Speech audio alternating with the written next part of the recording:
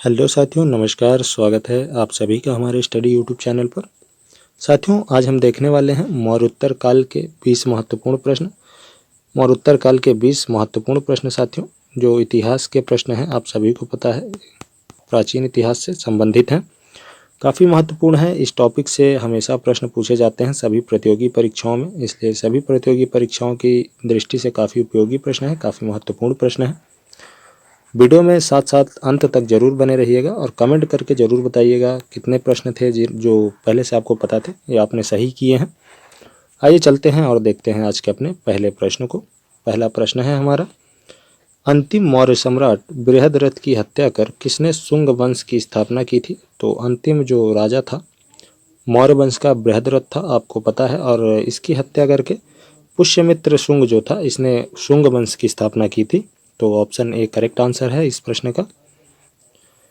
पुष्यमित्र शुंग मौर्य सम्राट बृहद्रथ की राजकीय सेवा में किस पद पर आसीन था? तो साथियों, जो पुष्यमित्र शुंग था यह बृहद्रथ के दरबार में काम किया करता था और किस पद पर आसीन था? तो आपका करेक्ट आंसर हो जाएगा इस प्रश्न का, सेनापति के पद पर था उस समय पे। सातवाहन या आंध्र सातवाहन वंश का संस्थापक कौन था? तो सातवाहन या आंध्र सातवाहन वंश का संस्थापक कौन था साथियों? करेक्ट आंसर है आपका सिमुक। सिमुक सातवाहन या आंध्र सातवाहन वंश का संस्थापक रहा है। सातवाहन या आंध्र सातवाहन वंश का संस्थापक सिमुक रहा है। कांड वंश का संस्थापक कौन था? साथियों, जो कांड वंश है, कांड वंश का संस्थापक कौन था? तो आपको याद रखना है वसुदेव। वसुदेव साथियों, यह कांड वंश का संस्थापक था। ऑप्शन ए इस प्रश्न का भी करेक्ट आंसर है हमारा। सातवाहनों ने पहले भारतीय अधिकारियों के रूप सातवाहनों ने पहले स्थानीय अधिकारियों के रूप में काम किया था। तो जो सातवाहन थे साथियों, यह पहले किसके दरबार में काम किया करते थे? तो करेक्ट आंसर है इस प्रश्न का हमारा मौर्य के अधीन। मौर्य के अधीन काम किया करते थे जो सातवाहन थे।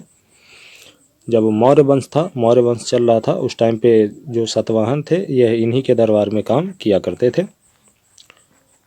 कनिष्क की राजधानी क्या थी? तो साथियों, जो कनिष्क है, कनिष्क की राजधानी क्या थी? तो आपको याद रखना है, कनिष्क की राजधानी थी पुरुषपुर। पुरुषपुर जो थी साथियों, यह कनिष्क की राजधानी रही है। ऑप्शन ए इस प्रश्न का भी करेक्ट आंसर है हमारा। पुरुषपुर निम्नलिखित में से किसका दूसरा नाम है? तो साथियों, जो वर्तमान नाम है पुरुषपुर का क्या है? तो आपको याद रखना है पेशावर, जो इस समय वर्तमान में पाकिस्तान में है, बंटवारे के बाद पाकिस्तान में चला गया था। इसी का नाम साथियों पुरुषपुर रहा है पहले के समय में। चलिए देखते हैं अगले प्रश्न को। चरक किसके राज्य चिकित्सक थे? तो साथियों, जो चरक थे यह किसके राज्य चिकित्सक रहे हैं? तो आपको याद रखना है चरक साथियों, यह कनिष्क के दरबार में रहते थे। कनिष्क के जो थे राज्य में चिकित्सक के रूप में काम किया करते थे। प्राचीन चिकित्सक हैं, जो काफ़ी बड़े चिकित्सक थे उस समय के। तक्षशिला के प्रसिद्ध स्थल होने का कारण है साथियों, जो तक्षशिला विश्वविद्यालय था, इसके प्रसिद्ध होने का मुख्य कारण क्या था? तो गंधार कला जो है। ऑप्शन सी हमारा करेक्ट आंसर हो जाएगा इस प्रश्न का, गंधार कला। भारत में सर्वप्रथम स्वर्ण मुद्राएं किसने चलाई? तो भारत में सबसे पहले स्वर्ण मुद्रा चलाई थी साथियों इंडो बैक्ट्रियन ने। इंडो बैक्ट्रियन ने साथियों सबसे पहले स्वर्ण मुद्राएं चलाई थी, आपको याद रखना है। लेकिन किसने सोने के सर्वाधिक शुद्ध सिक्के जारी किए? तो साथियों, सोने के सबसे शुद्ध सिक्के जारी किसने किए थे? तो आपका करेक्ट आंसर हो जाएगा कुषाणों ने। जो कुषाण थे साथियों, इन्होंने सोने के सर्वाधिक शुद्ध सिक्के चलाए थे, और इंडो बैक्ट्रियन जो थे, इन्होंने क्या किया था? सोने के सबसे पहले सिक्के भारत में चलाए थे। चलिए बढ़ते हैं, देखते हैं अगले प्रश्न को। सातवाहनों के समय में मुद्रा सर्वाधिक किस धातु के बने? तो जो सातवाहन का टाइम था साथियों, उस टाइम पे जो मुद्राएं ढाली जाती थी, बनाई जाती थी, सबसे ज़्यादा किस धातु की बनाई जाती थी? तो करेक्ट आंसर हो जाएगा आपका सीसा। सीसा की सर्वाधिक धातुएं बनाई जाती थी उस टाइम पे जब सातवाहनों का शासन हुआ करता था। भारतीय रंगमंच में पर्दा प्रारंभ किसने किया? जो भारतीय रंगमंच होते हैं साथियों, जो रंगमंच बनाए जाते हैं मुख्यतः, उसमें जो पर्दा यूज किया जाता है, जिसे पहले यवनिका या अभी भी यवनिका कहा जाता है, तो इसका आरंभ किया था साथियों यूनानियों ने। जो यूनानी थे इसका आरंभ उन्होंने किया था। तो आपको याद रखना है ऑप्शन सी करेक्ट आंसर है हमारे इस प्रश्न का। चरक और नागार्जुन किसके दरबार की शोभा थे? साथियों, जो चरक थे और नागार्जुन थे यह किसके दरबार की शोभा हुआ करते थे? तो आपका इस प्रश्न का जो करेक्ट आंसर है हो जाएगा, यह कनिष्क के दरबार में रहते थे। चरक और नागार्जुन जो थे साथियों, यह कनिष्क के दरबार में रहते थे। तो आपको याद रखना है, यह भी काफ़ी महत्वपूर्ण प्रश्न है इस वीडियो में। आज का हमारा अगला प्रश्न है साथियों, तक्षशिला विश्वविद्यालय स्थित है। जो तक्षशिला विश्वविद्यालय है साथियों, यह कहाँ स्थित है? तो तक्षशिला विश्वविद्यालय साथियों स्थित है यह पाकिस्तान में।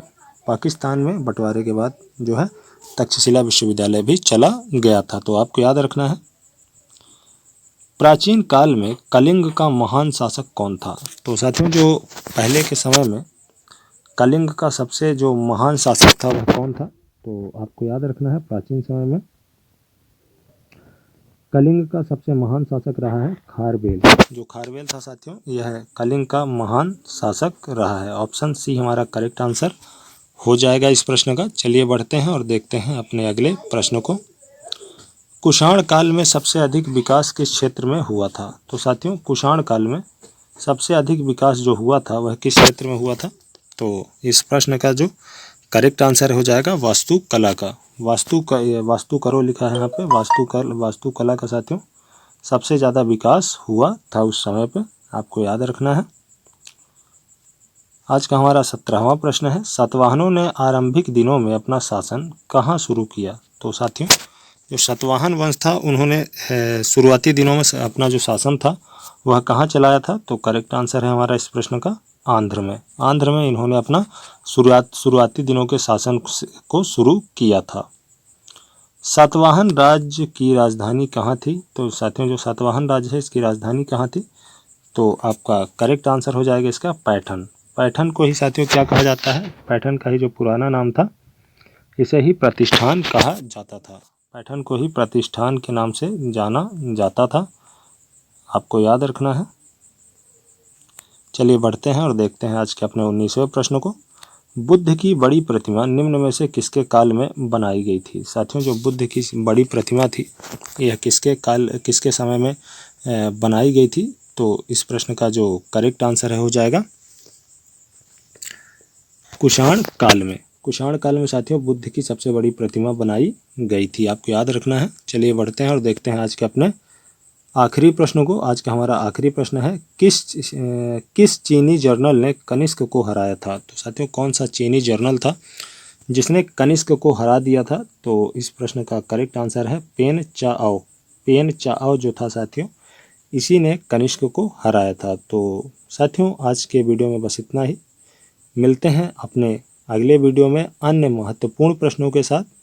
तब तक